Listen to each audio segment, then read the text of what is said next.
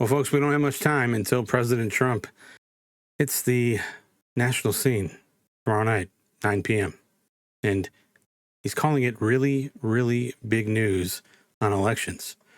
Now, he already gave us 3 clues about what's coming, and he told us why it matters before the midterms even start.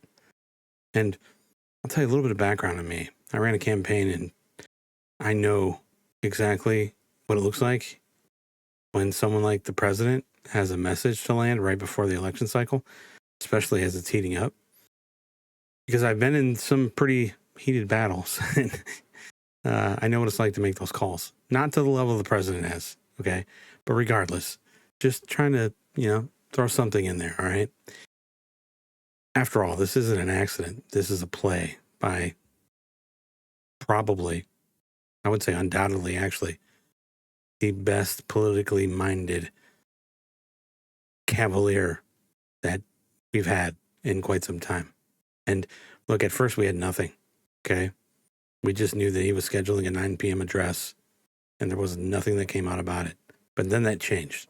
And we've been tracking the SAVE Act fight. We've been tracking what happened to the Election Assistance Commission. We've been tracking the map, seat by seat, all heading into November.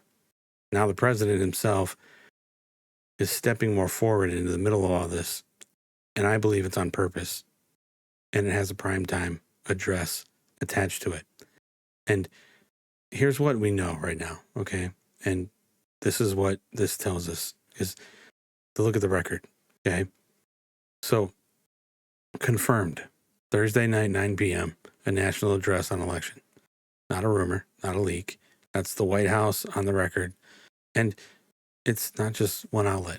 You had an NPR, CNN, U.S. News. They all ran the same confirmation within a day of each other. And now, what we need to look at and consider is that president wouldn't burn a primetime slot for nothing. He can get the news anytime he wants. Don't get me wrong. But a primetime slot, it takes a lot of choreography. It's a much bigger audience. Okay. It takes a lot more framing. It's expensive from a political capital standpoint. You don't spend it all, during an afternoon press gaggle. Okay. Those are totally different theaters. But regardless, you spend it when you need the whole country looking at you at the same time. Okay. So Trump said himself, and it wasn't in a press release. He said it face to face in a meeting with Iraq's prime minister on the record. Without free and fair elections, you don't have a country. And it's not the first time he said it, but it's also not a stray comment. Okay. It's not a comment dropped for a friendly camera. That's the headline he's putting on his own speech in his words before he even is giving it. Now, we've watched this administration for months. The EAC was gutted. Trump fired the 3 commissioners. Well, 2 of them and 1 quit. Now the agency is unable to act. The DOJ sent letters to all 50 states warning them if they weren't in compliance, if they willingly had non-citizen voters on their rolls, they could receive criminal prosecution. And the SAVE Act, that's been a battle. It's stalled, moved. It's passed the House twice. Now it's sitting in the Senate because it can't clear the 60 votes. And John Thune, he said flat out that there's no path forward. Every single one of those moves points in the same direction. I don't think Thursday is a new story. I think Thursday is the president standing up and connecting all those dots for everybody on camera in prime time, so nobody in the media can pretend the dots aren't there. And I think that's the part we should pay attention to. Really, really big news. And that was his phrase, not mine. Said it twice for emphasis. Same conversation as we've been talking about. And he added one more thing with that same breath. We'll be discussing other things too. Folks, when the president stacks so many qualifiers like that, that means there's something hidden. It's not how he talks about a routine policy update. It's not, that's Trump's style, and you have to see it, okay? And I'm not going to pretend that I know exactly what's in his speech or what he's going to talk about. I don't think anybody can confirm that but him and maybe a couple of people like James Blair and Susie Wiles and Stephen Miller. Outside of that, I don't think anybody knows. But I've been around the president, known him enough. I've studied him, right? I know that things like this get built up for a reason. And he doesn't do shit for filler. That's not his style. Anyway, if you want to be here the second this drops Thursday night, I'd appreciate if you hit the subscribe button because I'll be covering this right away. Okay. Maybe I'll live stream it. I don't know. Regardless, look, here's where I think this is holding right now. Okay. Based on everything we've watched President Trump and his administration do all since the SAVE Act fight kicked off. Every move up to this point, the commission, the SAVE Act, the pushback to the states, it's all been playing defense and offense at the same time. And Thursday is where the president stops doing it piece by piece and starts doing it as one message to one audience at one time. He's assembled everything that he's needed to strategically, both in front of you and behind the scenes. Things were obvious, but things were not obvious. Those things have all come to fruition as I believe he's orchestrated. Not chaos, not conspiracy. It's exactly how the president runs these operations when he only gets the country's attention for maybe 45, 50 minutes, and he'll need every second to count. So to talk about what this could actually be, I want to walk you through what I think are the two strongest reads. Plus, there's one more data point that matters, no matter which way Thursday goes. So scenario one, this is the one with the most reporting behind it. 6 outlets, I believe. They're reporting that Thursday's address includes newly declassified intelligence material that the administration says shows foreign interference in the 2020 election and vulnerabilities in the voting machines. Now, look, this is the odd part because this hasn't been confirmed yet. It's just been reported, but leaving it out would be dishonest. Both Trump's administration, his intelligence community, the Biden administration, their intelligence community, they supposedly reviewed this. They found no credible evidence that China or Russia specifically were involved. So whatever is in these documents, you would assume it's not new intelligence because that's supposed to be a settled question.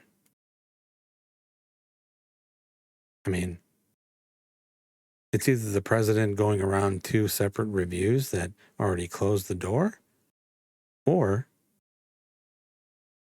he found something and he pulled the string. And then, that's actually the story. Whether the documents hold up or not. President Trump's willing to spend a primetime address for reopening a question that his own agencies said was closed in public on camera, knowing that it might not produce anything new. That's not something that the president would do. It's also not somebody hiding from a bad answer. That's somebody willing to be told no twice and go public anyways because there's something there. Whether you think that's brave or reckless, it's not nothing. And to me, it says that Thursday is bigger than the potential election integrity stump speech. Scenario 2 is, if this is Trump using the primetime slot to publicly pressure the Senate on the SAVE Act, the same way he's already leaned on the House, then Thursday is a direct shot at whatever senators are still sitting on the fence. Okay? The bill's already passed the House twice. Back to the Senate, okay, on this 60-vote math, and Thune himself has said there's no path forward right now. Now, there is the State Department appropriations tied to it, which makes it a totally different story. But regardless, if that's what Thursday is, then we're going to have to watch for names. Because Trump doesn't do vague pressure, okay? He does specific pressure. And if he calls out a senator by name on Thursday night, that senator's phone is ringing off the hook within 15 minutes. Promise you that. I could be wrong on both of these, but if I had to be right and had to bet tonight, I'd bet on a combination of the two. The president reopening a closed intel question in public, time to put some new pressure on the Senate bill that's been stuck for months. And keep this in the back of your mind too. Yesterday, he gave a full endorsement to Mike Lindell for Minnesota, the governor, explicitly tied to election integrity. Maybe that's nothing. Maybe Thursday is the first night of a message that he plans to repeat in every state between now and November. But we'll find out together. What I can tell you is that Mike Lindell's run for office prior, and I'm pretty certain that Trump has not endorsed him before. Now, they're good friends, but I think Trump looks at what's the political risk to his capital if he endorsed someone like Mike Lindell, who some of the population think is a little out there. Whether you believe that to be true, it doesn't matter. But if this is what I think it is, I don't think Thursday night's just a speech. I think it's the moment the president decides whether to let a closed question stay closed or to reopen it in front of the whole country on his own timeline with no one else controlling the framing. And use the same night to put fresh pressure on the one bill that's been stuck in the Senate for months. I could be wrong, but again, we'll find out. But I've called this pattern before, and I've called this exact address as a setup 2 days ago, right here. So I haven't been wrong yet. In fact, I haven't been wrong on the president in probably the 10 plus years I've been associated with him politically. So we'll see. Now, here's where we want to leave it. Thursday, 9 Eastern, the president goes on national TV, talks about elections, and he already gave up 3 clues about what's coming, okay? And I'll be right back here the second that it airs. Like I said, I might live stream it. And I want to talk about exactly what he said and what it means for the map in November. So, again, give me everything you got in the comments. I appreciate some of the feedback I'm getting. Hopefully my mic has improved. I got some feedback on that. I'm new to this, and I'm trying. I do all this on my own. I don't have any production team or anything like that. So I think I do pretty good, learning on the fly. But regardless, I want to know your opinion. What do you think is going to happen on Thursday night at 9? I'm very, very, very curious to hear what you think. I'll be watching. See you then.